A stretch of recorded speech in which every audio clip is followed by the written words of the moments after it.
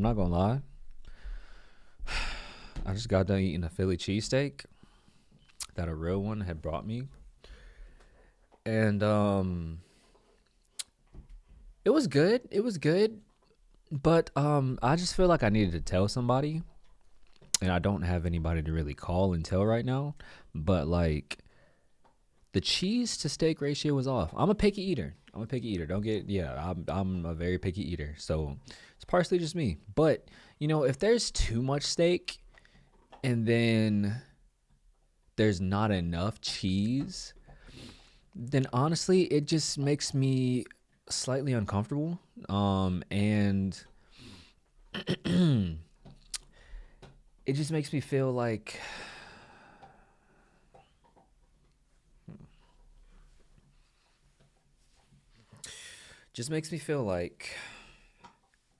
whoever made the sub did not care enough about me personally to put enough cheese on there. My cheese to steak ratio has to be pretty dang good. I mean, like, I'm a cheese guy. You got me. But on another note, I'm not sure if y'all know this or not. My boy Ren dropped a song, Eden, like very, very recently. And I'm glad I am on it. So let's get into it because this about to be, bro, we about to be like locked in, like zoned in. All right, here we go. Let me tell you a story as old as time, the story of Adam and Eve. It starts with a God who wanted more. God had just created the heavens and the earth. He had the angels by his side, but they had no will of their own. And so the autonomy to love or reject him was never theirs. Damn. First of all, if you don't believe in God, this is the beginning of this song probably pissed you off. But that's an interesting outlook. All but for one, the once called bringer of light, Lucifer, morning star. Lucifer was the fairest and most intelligent of all the angels. He was the closest thing to God's image, and in his likeliness, Lucifer felt restless. He began to question and doubt God. He doubted the hierarchy opposed upon him. He felt God was arrogant. In his frustration, Lucifer built a throne that stood even above God's and declared mutiny. A war ensued. God, being all-powerful, came out the victor and banished Lucifer from the heavens and exiled him to earth. Once again, God was alone with his power. Perhaps from loneliness, perhaps from curiosity, perhaps from a desire to share love, God began to work on his greatest project yet, a being that would mirror himself, the human, two humans specifically, Adam and Eve. They were placed inside a paradise built for them on earth, the Garden of Eden. In the garden, God placed a tree that bared fruit that would grant anyone who ate it powers bestowed only to... Thank you for saying fruit. Ladies and gentlemen, the Bible doesn't say it's an apple, it says fruit. Certain Bibles changed it to apple. You know what? I ain't on here to bash no religious stuff, but I appreciate that he said fruit because a lot of people have different interpretations of it. Just like Jesus dying on a cross when even Google knows that it's a steak. But we're not gonna get into that. I'm gonna just keep it playing. With God, to tell good from evil, left from right, to live righteously or to sin. He named this the tree of knowledge. The tree of knowledge. Anybody peeped at the steak? The serpent was just like wagging his tail. God told Adam and Eve they could eat whatever they wanted in the garden, but never. Fuck. And then they went around and put an apple on there. The fruit from the tree of knowledge. And if they disobeyed him, it would be punishable by death. The basic way the story of Eden is told is that Eve was tempted by Lucifer in the form of a serpent to eat a fruit from the tree of knowledge. Convinced, she bit the fruit, she passed it to Adam, and he did the same. Dang, now she listened to a Young Boy song and they ate the fruit. Nah, let me stop. I'm sorry. that was uncalled for. All right. Suddenly, ultimate knowledge filled their minds, and they realized they were naked and felt shame. God discovered this betrayal and felt angered. He exiled Adam and Eve and cursed them with the life of a mortal. They would work, they would bear children, and they would die. Could you imagine that? Like, real shit. Just like, imagine, that's almost like the feeling of knowing that your teeth are touching, or your clothes are touching your body, or your tongue's touching the top of your the roof of your mouth, or some shit like that. Like, all of a sudden you're just like,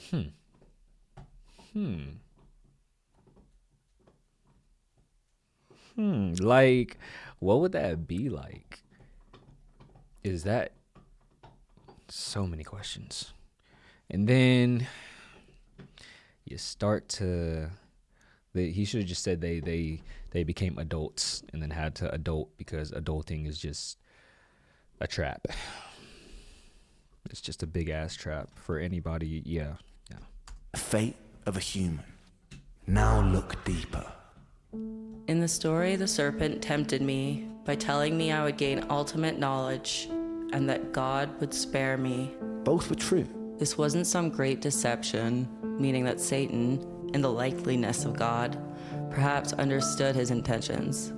In fact, the only lie uttered in the Garden of Eden was by God, who did not end up condemning Adam and Eve to death. This could be seen as an act of mercy, but the sheer fact that the tree existed and that humans were initially cut off from this knowledge may imply some part of God was afraid that if humans were granted the gift of perception, they, like Lucifer, would have the power to reject him too. Scared or not, he's still God. Dude could still wipe out existence, and ain't even gotta lift it, just gone. Easier than Thanos. Man, why you worried about that? You worried about the wrong things, bro. Why not, like, find your happiness? The fact that there stood a beautiful tree that could grant this knowledge in the first place implies that a small part of God, supposedly all-knowing, perhaps wanted and intended the humans to bite too. In the Bible, Satan was an exiled angel of free will. Humans are exiled descendants of Adam and Eve, also with free will. Not only have we shared a similar fate to the devil, we were also both constructed in the image of our Creator. Constructed in the image of our Creator. Meaning our behaviors, in some shape or form, imperfectly echo his. We could assume that this kind of God has his doubts, but as the most powerful being in the universe, he has no one above him to turn to with questions, and no one to doubt but himself, an incredibly lonely and isolating existence. No one to turn to above him, and no one to doubt but himself. That's some deep it, Shay. That's almost incomprehensible.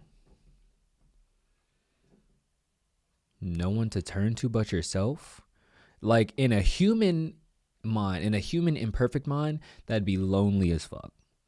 Lonely as all get out. But shoot, if you're watching this, you'll never know. Jesus Christ, because we are humanes on this bitch. We must only assume that the common thread between God, Lucifer, and us is the desire for more, an eternal curiosity, a desire perhaps birthed from a seed of loneliness. If not, why would we exist in the first place? What I just tell you. I just said, folks be lonely. Y'all ain't want to listen to me. It's cool. I just said it. Then guess what?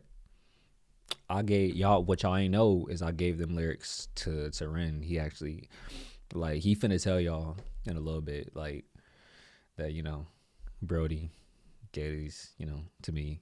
But nah. See, I mean, this piece right here is going to cause a lot of controversy. I promise y'all gonna disagree with a lot of stuff that I gotta say in the comments. I promise you, y'all about to eat this up, because this causes a lot of controversy just on basic shit. But guess what? It's my opinion, not yours. Do I have to share your opinion? Fuck no. Am I going to? Possibly. It just depends. But this is my Brody's opinion. Yeah. The constantly looping bittersweet irony is whether gifted by some omnipotent God or simply a byproduct of billions of years of evolution, here we stand in 2023 as creatures with free will, the only creatures that understand and define good from bad, creatures with the potential of a God. And what do we do with that free will, my friends? We willingly walk to the edge of a cliff. In the name of progress, we jump off the precipice. The empires we build ravage the earth. The natural order of things are necessary to survive. Any systems which do not honor homeostasis eventually perish. Yo, dude is a fucking genius. Even the setting, the vibe that it was giving off, it was like it was the storytelling back in the past, and then he modernized it. You heard that techno?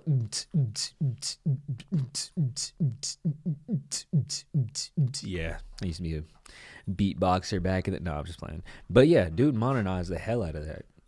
It's a different vibe. You know, you gotta. Yeah, okay, we in there. Our free will overrides our own biological instinct. We can take more than we eat. We can kill more than we need. We can willingly create weapons with the potential to burn everything we've built to the ground. We willingly decide to bow at the altar of greed, the most insidious and destructive of all sins. We put our faith in corporations who pose as rulers. We willingly allow ourselves to be led by outdated power systems ran by corrupted politicians and bloated dictators. Outdated power systems is crazy. Outdated? That is...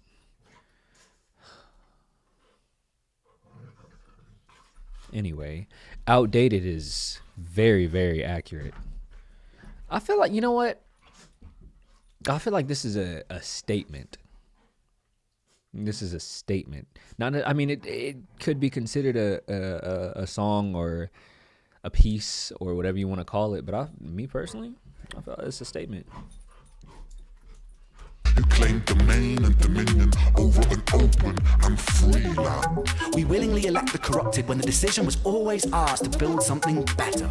We willingly create and impose separation because of beliefs that we are force-fed through our phones and television sets. We always had the will to reject these things, but we adhere to them as though they were the laws of physics. War, famine, pestilence, greed, these aren't things imposed upon us by an all-powerful God or by his demonic adversary. They are here because of us, not because of free will, but because of our inability to use it. We must be motivated to be better, not out of fear of punishment of an eternal damnation, but because the choice exists. Because Yes, that statement is gonna go over a lot of y'all, not a y'all, but because I mean y'all be tuned in as far as the renegades and everything go. But that statement is going to go over a lot of motherfuckers. Let's run it back. to use it. We must be motivated to be better, not out of fear of punishment of an eternal damnation. Okay, we must be motivated to be better. Jesus Christ. But because the choice exists. Because the choice exists. Nah. Hear what he said. The choice exists. I hear so many people down in themselves. Just down in the dumps because they think they ain't got no choice. But you got hella choices, man. You chose to sit here and be here. You chose to sit here and watch this video. You chose to sit here and share this experience with me. You're listening to the same thing I'm listening to right now. You could go to the store right now, choose a completely different life. You could get a camera, you can get a setup, you can get the software, you can get a laptop, you can get a microphone like this. You could do the same thing I'm doing and start a whole new life for yourself. Be better because the choice does exist. I'm talking to you. You may be thinking, oh no, I don't have a choice, blah, blah, blah. Yeah, you do. We all do. Because we love ourselves. Because we have the power to absolve ourselves of so much unnecessary suffering. Mm-hmm. Take a second to be in this very moment. Yes. That is bliss. That is bliss. Learning yourself. Learn yourself.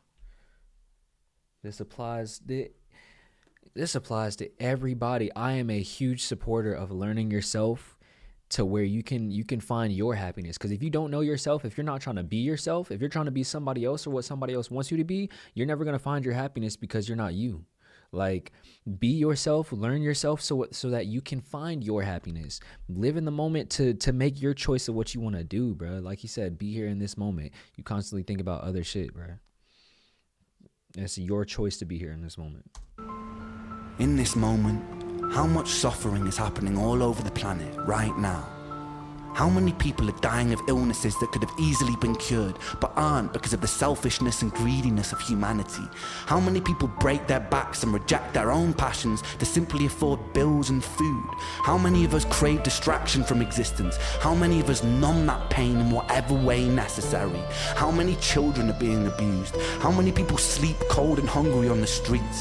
How many of us become cogs inside a machine that is destroying itself? How many soldiers have been forced to fight in meaningless wars? How many humans have killed for ideals they don't believe in or understand? How many people have died for the greed of another man?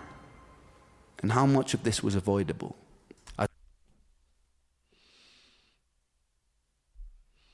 How many people have died for the greed of another man? I don't even need to tell you to think about that. You already think about it. Oh, you finna go die for somebody else? That's crazy. That's crazy. Willingly. Yep. Kill or be killed. That's what they teach. Well, never mind. I'm gonna retract that statement. But going to die for somebody else's greed is crazy. Never in my life. As written in the Bible, Satan was not condemned to hell. Satan was condemned to earth. He lives there amongst other creatures with free will, who always had the choice and still chose their own undoing. Ladies and gentlemen, this is our self-made hell. Ooh, I knew that was coming. This was for us, nigga. Ooh, boy, that was, yeah. That one hit. Talk to him, Ren. Talk to him. That, yeah. Our self-made hell. Ooh, I'll be running this back. Anybody that ever try to talk to me, be like, oh, Brody, why do you do it? No, I'm going to click that. I'm going to try to talk to me and be like, yeah. Let's run that back. That shit hit. Ladies and gentlemen, this is our self-made hell. The bittersweet irony is this is a creation of our own design. I'll leave you with this. Consider what you have done here today. You have worked together as individuals collaborating to form a giant neural network, a hive mind capable of achieving incredible things. We have lent on each other's strengths to solve puzzles and decipher riddles, and we've done so to win money. Imagine applying that same spirit and determination to creating the closest thing we have to paradise here on Earth. By using the power of collaboration, we can work together to even the playing field for everybody. Our dystopias can become utopias. Our Jahannams can become Jannah. Our hells can become heaven, right here on Earth. And this sentiment applies to atheists, agnostics, and believers alike. Big shit. Just like I said at the beginning they might have been irritated, but nah. At the end of it, I hope they stayed. I hope any atheist stayed, because it's not even about God. It's about you, your choices, what you create. Myself, I'm an agnostic who believes. I believe in us. We must do better because we can choose to. We must be better simply because the option exists. And that's why people are so quick to prejudge. They're so quick to jump to conclusions as far as how somebody else is going to. They're on high defense, which it is okay to be cautious, be on defense to some extent, but like people will just straight shut you down before even giving you ever a chance, and just be rude and just not like you just because the way you look. I know it firsthand. Has been happened to me so many times, but it's like, how do you present yourself? How do you approach someone? How do you look at them? If you're a man, are you creating an environment to where you just automatically create tension between another human being? When you walk by someone, are you giving them eyesight for intimidation? Or are you giving them eyesight to acknowledge that they're alive, you're blessed to be alive today. You're blessed to be walking. You're blessed to see them walking, blessed to see them still here to fight another day. Or if you're a female, are you walking by with a look of, oh, like, are you stunting on them? Worried about them stunting on you? Trying to look better than them, trying to walk better than them, trying to hold yourself better than them, trying to get the attention of somebody else better than them? Or are you trying to build them up? Trying to be like, you know what? I bet you you won't. Tomorrow, today, yesterday, tomorrow, later on, whenever. I bet you, I challenge you to give someone a compliment. I guarantee you gonna make their day. It don't know, not somebody you know, random. If you have to go out, give someone random a fucking compliment. I promise you about to make their day. And it'll make you happy too. Just give them a compliment. Sometimes that's all somebody needs. Thank you.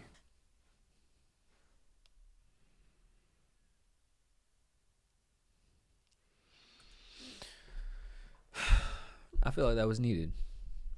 I feel like that goes over a lot of people's heads. He's a very